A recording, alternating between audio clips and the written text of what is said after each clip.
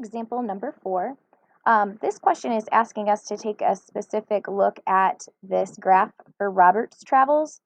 And you can see on the y-axis he is going in distance from home. So just like Tamira's, this y-axis is in distance from home in miles. And then our x-axis is how long, it says distance, but I think this should say time in hours. Like how much time has elapsed. Not distance in hours, but time in hours. So then we're going to take the data on the graph and we're going to put it into the chart. So it's kind of opposite of what we did for example 1 and 2.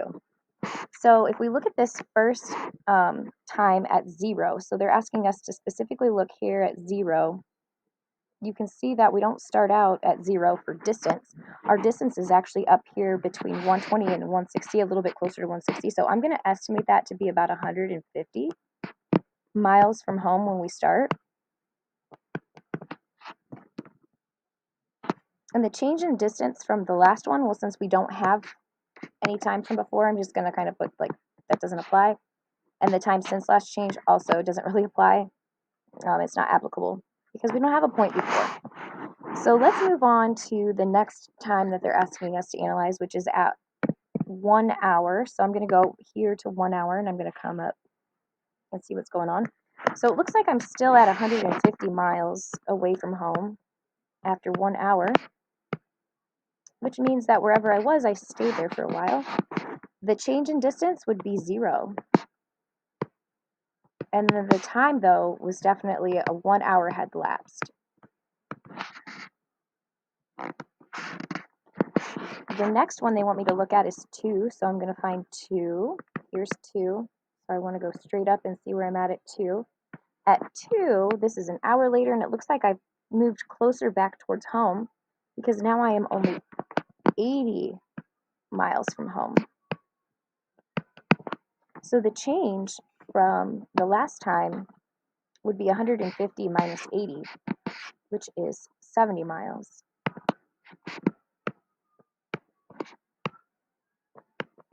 And again, to go from 1 hour to 2 hours is just 1 hour.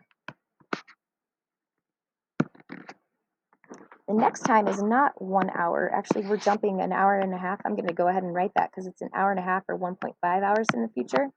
And then we're not looking right at 3, we're looking at 3.5. So I'm going to go to 3.5 and go to that point, which looks like I'm still at 80 miles away from home. So here, again, I've stopped and I've stayed a while because I haven't changed my distance. Now we're just going a half hour later. So this is like 0.5 of an hour later to go from 3.5 to 4. So looking at 4, I have moved a little bit. It looks like I drove further away. And again, this one doesn't land right on a corner, so it's in between 80 and 120, but a little bit closer to 120, so probably like 110.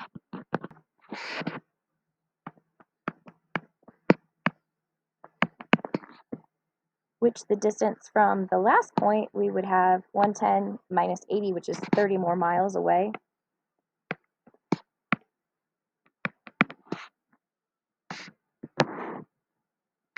And then they're going to have us look again just a half hour later, so just another half hour chunk.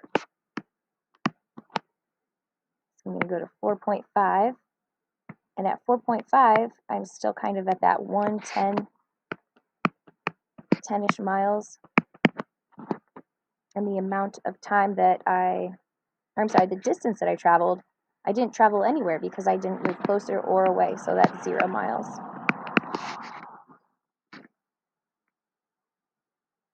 And then our last one we've got is all the way at 6, and this looks like when the day was over and we're coming home.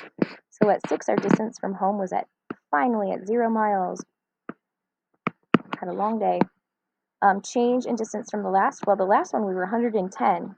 So 110 minus 0 is 110 miles traveled back home. That's a long drive. And then how long did that take from 4.5 all the way to 6? So that's 1.5 hours.